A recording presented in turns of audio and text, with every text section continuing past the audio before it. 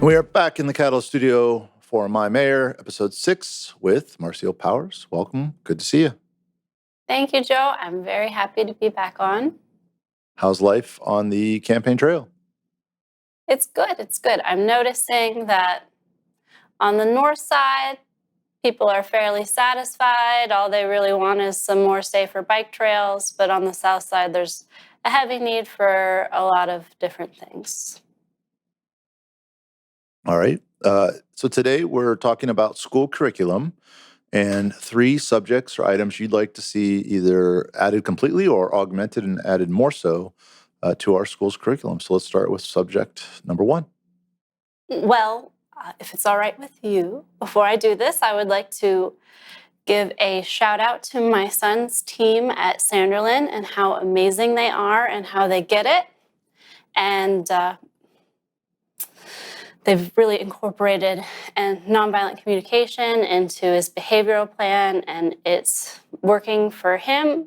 And they also tell me it's working on other kids in the classroom. So I'll give you a blanket of the 3 things I come from my story background. As we evolve as humans, we're moving past our duality place, which is where the 3 branches of storytelling come from, where we have human versus human, or a group of humans versus humans, humans versus nature, and then humans versus themselves. So I'd like to start based around those 3 principles.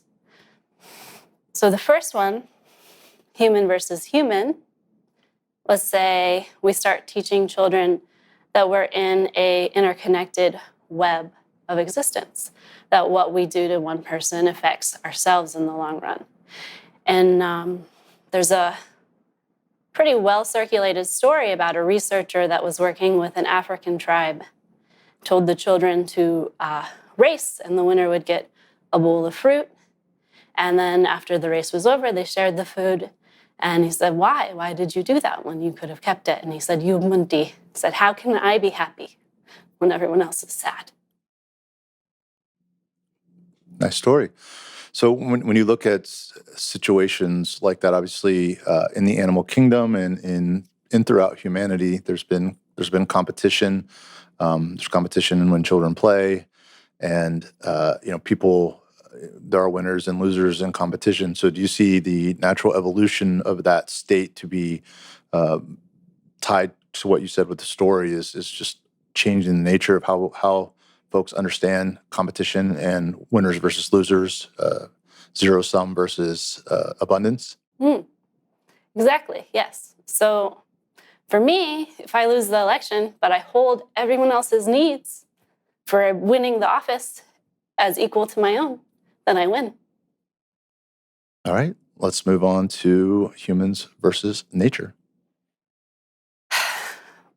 My son is an amazing example of this, is if we teach children that the earth is a living being and that animals and plants that live on this planet, they experience what to us would be called pain and emotions and feelings, and that they have family bonding. Even plants have familial companion bonding. When we teach children that, they get it, and then they start teaching us how to better harmonize with the earth. My son is constantly following his teachers around and saying, oh no, that goes in recycling. And he started doing it to people on the beach. He'll follow them around and be like, look, Dad, that goes in the recycling can, and it's arrows, and they're either in a triangle or a circle. So it's pretty fun.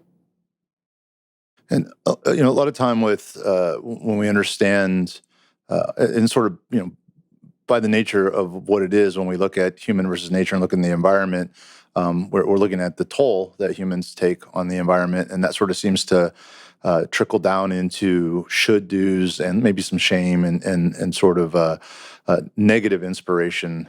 Do you think there's an imbalance in negative purpose behind doing these things versus aspirational, positive reasons to make things better?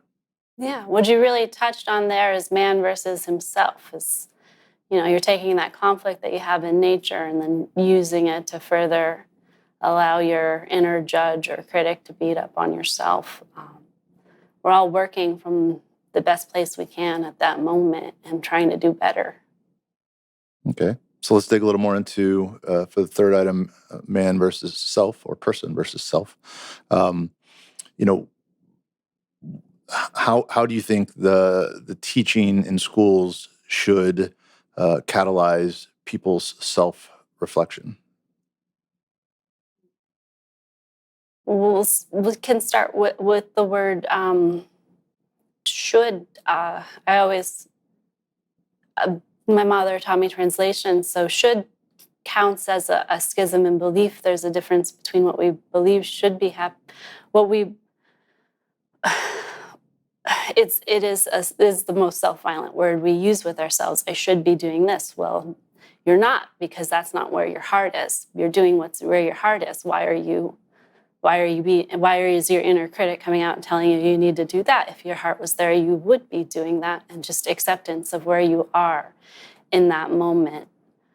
So we need to work on ourselves as adults before we can really understand how to work on the children, because I saw some beautiful examples of this over the weekend in my NVC conference of working with the inner critic or judge in NVC. It goes down to educator and the chooser, the educator and the chooser. So the one who chooses to do the action and the educator who wants to keep the chooser safe, and just sitting them down and having a dialogue with yourself. For the chooser saying, I chose this because of this.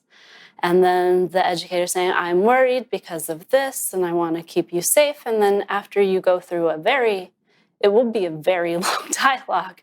After you go through that, then you can make more and more harmony with yourself in the decisions you make every day. And so as we as adults can heal that within ourselves, then it just comes naturally that we lend to our children a more softer, gentler inner voice.